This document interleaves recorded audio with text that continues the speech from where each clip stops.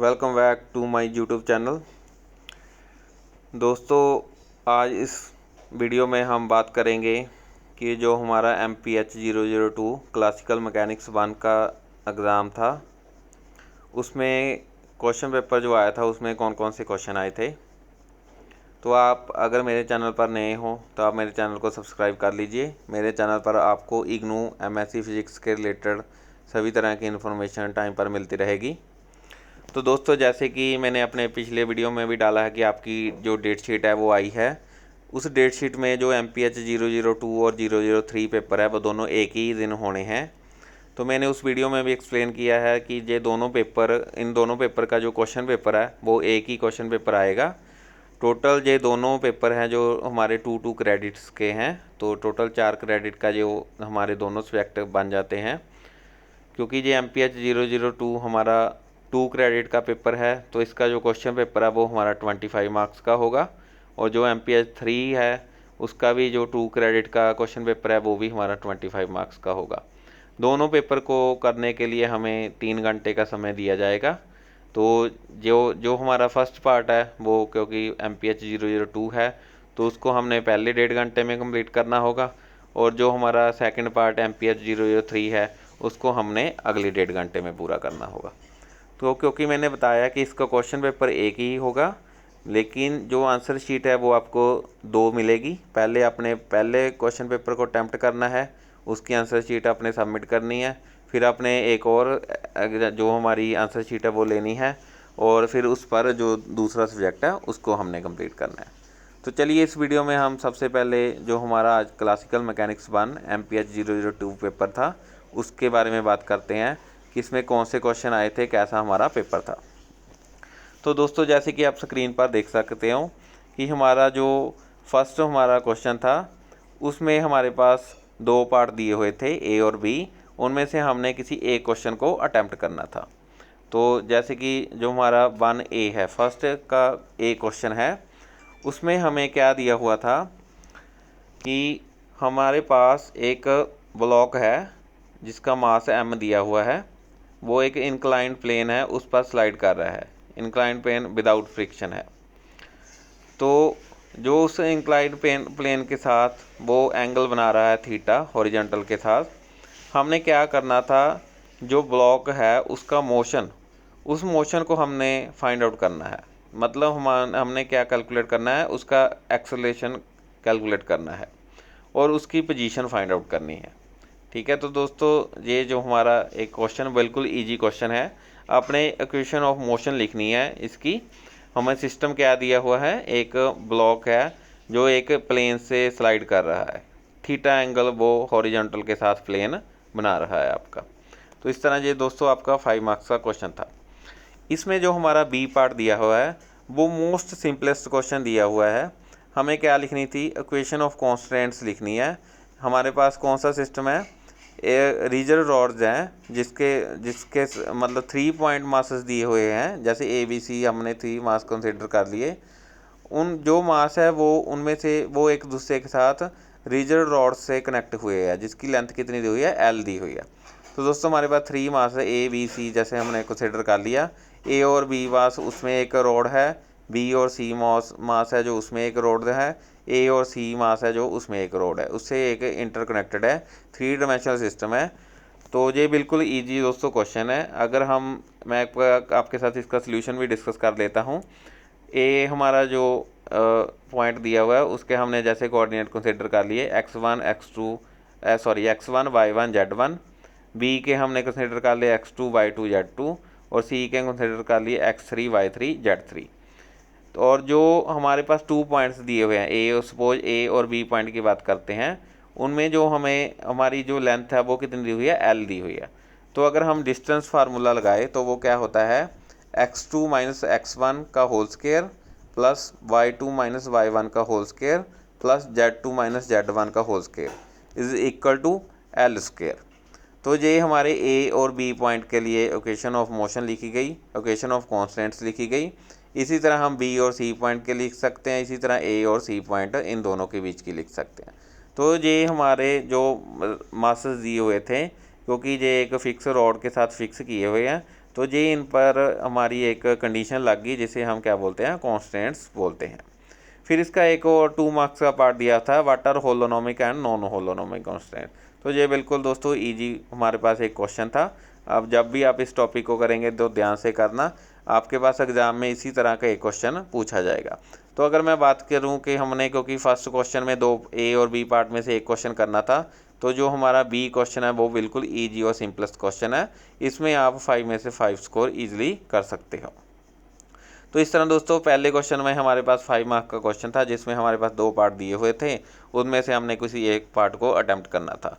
तो इस तरह अगर हम एक पार्ट बड़ी इजीली छोड़ सकते हैं, अगर हमने हाफ सिलेबस भी किया तो भी हमारा जो एक पार्ट है इसमें से कवर हो जाएगा। फिर हम सेकंड क्वेश्चन की बात करते हैं दोस्तों।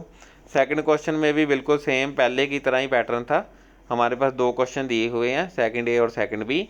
इनमें से भी हमने दोनों में से किसी एक क्वेश्चन को अटेम्प्ट करना था। 2A और 2B दोनों में से एक क्वेश्चन हमने क्या करना है, अटेम्प्ट करना है। तो इसमें दोस्तों जो 2A है उसमें हमें कौन सा क्वेश्चन दिया हुआ है, a bead of mass m slides on a smooth road which is rotating about one fix and in a vertical plane with uniform angular velocity omega, write the Lagrangian for the system and obtain the equation of motion. तो दोस्तों जैसे मैंने अपने पिछले video में important इस जो हमारा क्लासिकल मैकेनिक्स सब्जेक्ट है इसके इम्पोर्टेंट टॉपिक्स की बात की थी, तो उसमें भी मैंने इसी बात पर फोकस किया था कि आपको कुछ ना कुछ सिस्टम दिए हुए हैं, उनका अपने लैग्रेंजियन लिखना आना चाहिए और उसकी इक्वेशन ऑफ मोशन लिखनी आनी चाहिए। तो बिल्कुल दोस्तों जो हमारा 2A क्वेश्चन है उसमें हमारे पास सेम जो उसका क्वेश्चन आया है कि हमारे पास एक सिस्टम दिया हुआ है, उसका हमने लैग्रेंजियन लिखना है और फिर उसकी इक्वेशन ऑफ मोशन फाइंड करनी है। फिर हमारे पास जो सेकंड बी क्वेश्चन था वो हमारे पास कोलिजन के ऊपर था। हमारे पास 2 मासेस दिए हुए थे m, और सेकंड जो पार्टिकल था उसका मास था 2m। वो दोनों एक की वेलोसिटी u1 है, एक की जो वेलोसिटी u2 थी। फिर उनमें कोलिजन हुआ, कोलिजन के बाद उनकी जो वेलोसिटी है वो v1 और v2 बन जाएगी, और उनके मास में एक उन्होंने कंडीशन दे दी। क्या condition the, kinetic energy of particle with mass 2m is half of the other particle. तो जो एक हमारे पास पार्टिकल था उसकी जो किनेटिक एनर्जी वो क्या बनी, जो दूसरा पार्टिकल था उसकी हाफ होगी। तो इस तरह हमने दोस्तों इस प्रॉब्लम को सॉल्व करना था। कैलकुलेट क्या करना था, हमने u1/u2 की वैल्यू और v1/u1 की वैल्यू। तो ये हमारे पास इसमें जो हमारे कंजर्वेशन लॉज होते हैं, conservation of energy, conservation of momentum, उनको हमने यूज़ कर इसको सॉल्व करना था। ये हमारे पास कोलिजन वाली प्रॉब्लम है, ये हमने अपने +1 +2 का जो कोर्स होता है, ग्रेजुएशन होती है, उसमें भी हमने इसके बारे में पढ़ा हुआ है। तो ये बिल्कुल इजी क्वेश्चन है। तो दोस्तों अगर मैं सेकंड क्वेश्चन की बात करूं तो इसमें हमारे पास ए और बी 2 पार्ट थे, दोनों में से हमने किसी एक को अटैम्प्ट करना था। तो ये दोनों ही बिल्कुल सिंपल क्वेश्चंस हैं। अगर आपने अच्छे से अपनी तैयारी की तो आप इन दोनों में से किसी भी क्वेश्चन को अटैम्प्ट कर सकते हैं। दोनों ही आपके लिए इंपॉर्टेंट क्वेश्चन है और बिल्कुल सिंपल है। चलिए हम अभी बात करते हैं थर्ड क्वेश्चन की। थर्ड क्वेश्चन में हमारे पास बिल्कुल उसी तरह पैटर्न था जो फर्स्ट और सेकंड में था। हमारे पास 2 क्वेश्चन थे, दोनों में से किसी एक को हमने अटैम्प्ट करना था और ये 5 मार्क्स का क्वेश्चन था।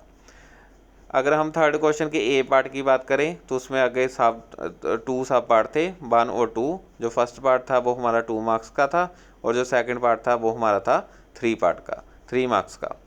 ये दोनों विरियल थ्योरम जो हमारे पास एक इम्पॉर्टेंट टॉपिक है उसके क्वेश्चंस हैं।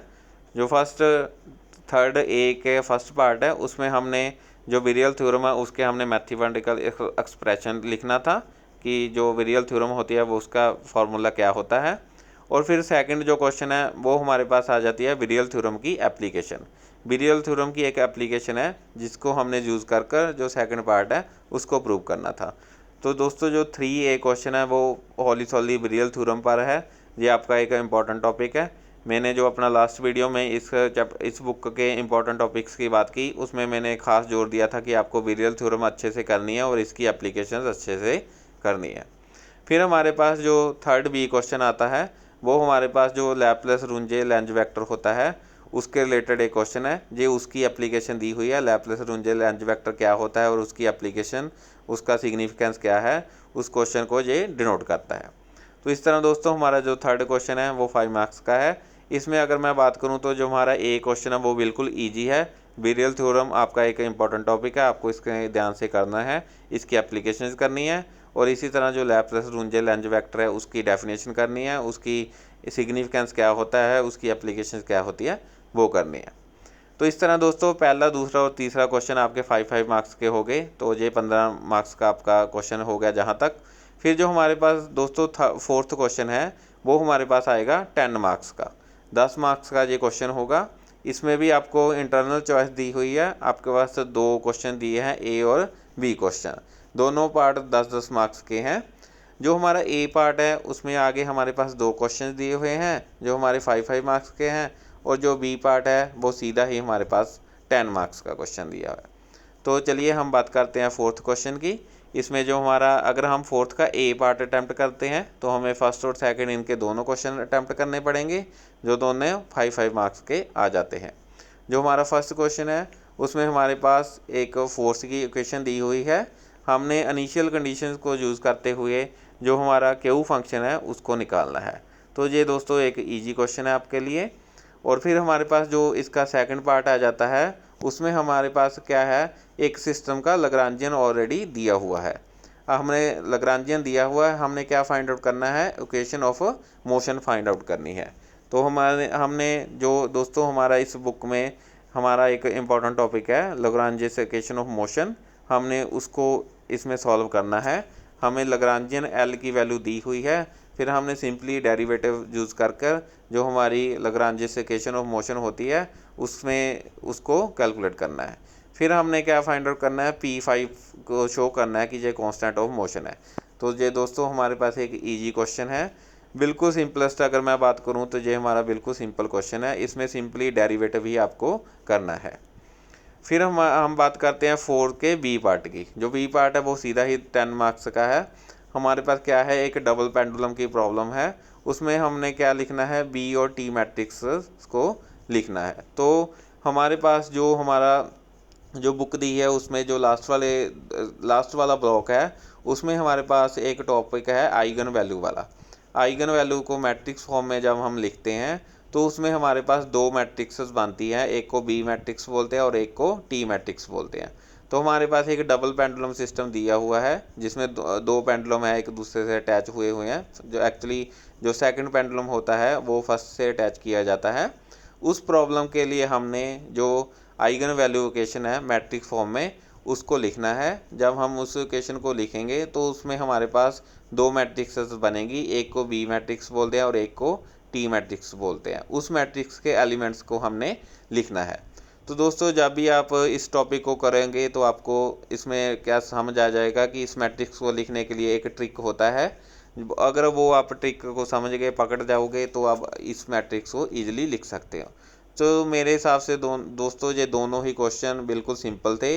अगर इसमें मैं ए और बी पार्ट में फोर्थ के ए बी पार्ट में बात करूं तो जो हमारा बी पार्ट है वो बिल्कुल सिंपल है। इसमें एज इट इज़ आपको अगर मैट्रिक्स लिखनी आ गई तो आप इजीली इस क्वेश्चन को अटेम्प्ट कर सकते हैं। तो दोस्तों इस तरह आप देख सकते हैं कि ये हमारा जो पेपर है बहुत ही सिंपल है, इसमें आप बहुत अच्छे से 25 में से 25 मार्क्स का क्वेश्चन पेपर अटेम्प्ट कर सकते हो और अपना अच्छा स्कोर ले सकते हो। और अगर मैं बात करूं दोस्तों, क्योंकि आपका जो सेकंड और थर्ड पेपर है वो दोनों एक ही टाइम में होने हैं, 3 घंटे का आपके लिए समय है, तो ये जो क्वेश्चन है इसको आप 1.5 घंटे से बड़ी आसानी से ख़त्म कर सकते हो। अगर हम बात करें कि जो हमारे फर्स्ट 3 क्वेश्चन थे वो 5-5 मार्क्स के थे, तो उनको करने के लिए हमें हार्डली 15 से 20 मिनट का समय लगेगा। तो अगर आप पहले घंटे में ये तीनों क्वेश्चन अच्छे से अटैम्प्ट कर लो तो जो फिर हमारे पास आधा घंटा बचेगा उसमें हम जो 10 मार्क्स वाला क्वेश्चन है वो हमें ईजिली इसको अटैम्प्ट कर सकते हैं। तो इस तरह हमारा जो ये 1.5 घंटे में 25 मार्क्स का क्वेश्चन पेपर है वो हम कर सकते हैं। अगर इसके बारे में दोस्तों मैं बात करूं कि जो ये हमारा टोटल 25 मार्क्स का क्वेश्चन पेपर था, इसमें हमारे जो मिनिमम पासिंग मार्क्स होते हैं वो होंगे 10 मार्क्स। तो आपको 25 में से 10 मार्क्स स्कोर करने हैं, जो कि अगर आप ईजिली अगर किसी ने कम तैयारी भी की है तो वो इसमें से 4 में से 2-3 क्वेश्चन भी अच्छे से कर ले तो भी वो अच्छा इसमें स्कोर कर सकता है। तो और एक जो हमारे प्लस पॉइंट मैंने लास्ट वीडियो में भी डिस्कस किया था, इसमें देखिए इंटरनल चॉइस कितनी दी हुई है। हर क्वेश्चन में आपको 2 क्वेश्चन दिए हैं जिसमें से आपने किसी एक क्वेश्चन को करना है। तो अगर आप अपनी बुक में से 60% 70% सिलेबस भी अच्छे से कवर कर लो तो आप इस क्वेश्चन पेपर को ईजिली अटैम्प्ट कर सकते हैं। तो जो पार्ट आपको नहीं समझ आ रहा है, जहाँ कुछ सिलेबस आपको टफ लग रहा है, उसको आप छोड़ सकते हैं। तो ठीक है दोस्तों, ऑल द बेस्ट, आप अच्छे से तैयारी करें। और जो भी आपकी और कोई क्वेरी है आप इस कमेंट बॉक्स में लिख सकते हैं। मैं ट्राई करूँगा कि आपकी सभी क्वेरी को सॉल्व कर सकूँ। Thank you.